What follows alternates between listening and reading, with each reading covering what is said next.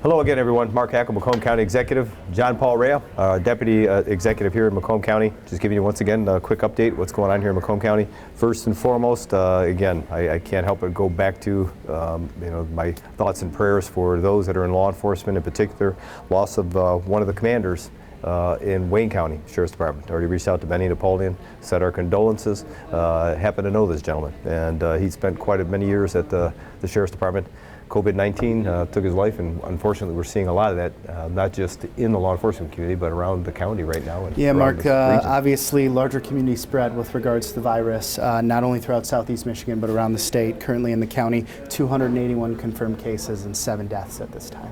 And it's a real issue. Again, we know that the migration, as far as the actual spread of this thing, is taking place. We tend to see southeast Michigan as kind of that area right now in Michigan that's taken on a lot of this. And so with that, we're trying to keep an eye on where some of those areas are in Macomb County, the hot spots, if you will, to try to make sure public knows that there's a lot of that spread happening in and around your community. But people need to realize it's not just specific to any one area here in Macomb County.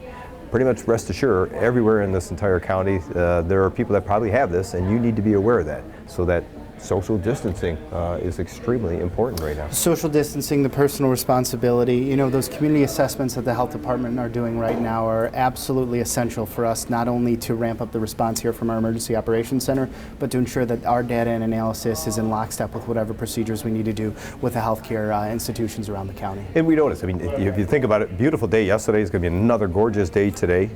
People want to get out and about. I don't know about you, but in my neighborhood just yesterday evening when I got out, I took the dog for a walk with my wife, and you're seeing other people doing the same thing. But interesting, the social distancing is definitely taking place.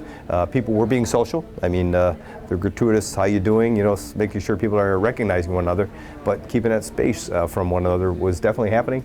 And even at the parks, I'm noticing, whether it's the linear parks, meaning the trails, and or some of the other parks in and around your neighborhood, or the metro parks, they're open. Mark, obviously with regards to some of the opportunities that we have to keep some of our public spaces open, we've actually ramped up our efforts with our maintenance on the Macomb Orchard Trail, highlighting the areas that the folks can use in along the trail, but ensuring that any of those areas, as far as the congregative areas and the playgrounds, those are off limits at this time. But again, here in Clinton, metro parks are out there with the 3 parks throughout the county too, and even some of the municipal parks remain open where folks can get out, walk around, and just kind of make sure that they're doing those wellness checks. Right, and it's okay to do that. People need to realize that some people were questioning whether they could. Even the golf courses, they could stay open, but they still have to follow the guidelines. One person to a cart, apparently, on some of the golf courses. I don't think even they're putting up the flags, and even making sure the restaurants aren't open, and even the bars. So they got to follow the other guidelines that the state has, but there's a lot of activity opportunities for people out there.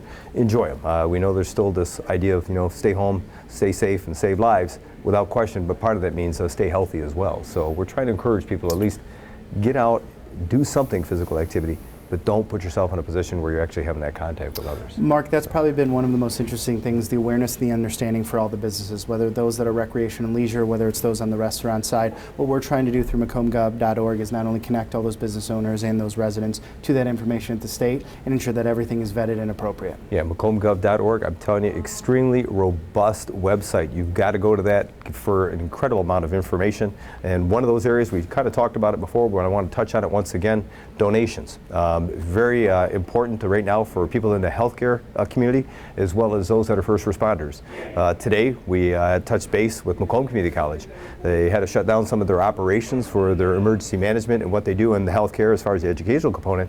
They found that they had a stockpile of things that they were using in there, whether it's gloves, hand sanitizers, masks, the gowns that they have. And in fact, they found 9 of those ventilators that they had on that were actually their ventilators that could be used in hospitals, and they donated them to the hospitals as well as to first responders. So they took a look, and I gotta tell you, the spreadsheet they put together with all the equipment that they had, looked at all the various police, fire, EMS people that respond, and did it based upon call volume. They made sure that they gave each one an allotment based upon their actual call volume. So an incredible donation on behalf of Macomb Community College, but we know there are other places out there that may have something and they just don't realize it.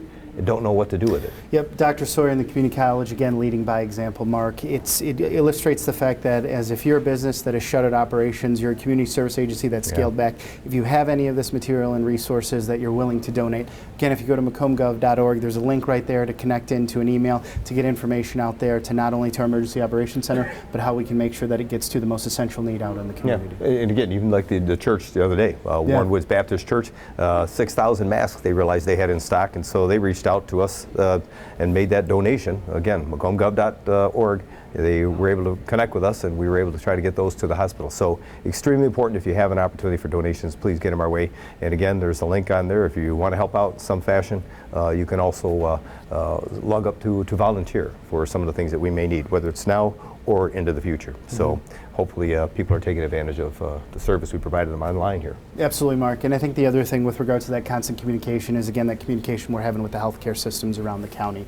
Not only understanding what their needs are, but more importantly, how we can really ramp up our efforts here within our emergency operations to serve them. Yeah, and talking about working with hospitals, we're moving forward. We're not just sitting there trying to be reactive, we're trying to be proactive. Our emergency management, Vicki Wolber, Brandon, they've done a great job of connecting with emergency management throughout the county as well as at the state level, but in particular with our hospital providers to try to get prepared. If there is a need for additional space for the hospitals, can we come up with locations for makeshift, whether it's a current existing facility or land available for some type of tent. So we've got that figured out. We don't need the assistance on that end. We're trying to make sure that we have it ready or prepared, and it's a coordinated effort on behalf of the state, the hospitals, as well as the county to have that readily available if there's a need for more space in these locations. Vicki Wolber, Brandon Lewis, not only being experts in this field, but having those contingency plans that have been in effect, now deploying them so we can ensure in Macomb County that all those critical needs are met around our community, and then folks that unfortunately do have to engage the healthcare system at this time have the appropriate care that they need. Yeah,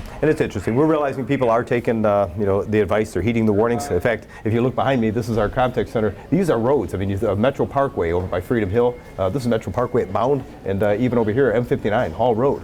You look at the traffic volume. I mean, it's really diminished incredibly. And I look to that and I come to the realization that's not the norm right now. You talk about, any time of day. I mean, this is usually pretty busy stretches of roadway here in Macomb County. Probably the best, busiest stretches of roadway, but you're seeing very, very little traffic on there, and I like to see that. And the reason I say that is because you're finding people that are only getting out and about if there's a need, because they are going to some type of work where it is an essential service, or they're trying to get essentials like some type of food and or healthcare concerns. So we're grateful to the public pitching in, trying to be part of this, if you will, flatten the curve mentality, stay home, stay safe, and save lives. So, we're fortunate here in Macomb County. People are heeding those warnings and taking that advice on behalf of the governor's order. So with that, it was a quick update. Again, we'll be back with you again. Appreciate you tuning in, and remember, more information, macombgov.org. Tremendous amount of information for you. Thanks, everyone.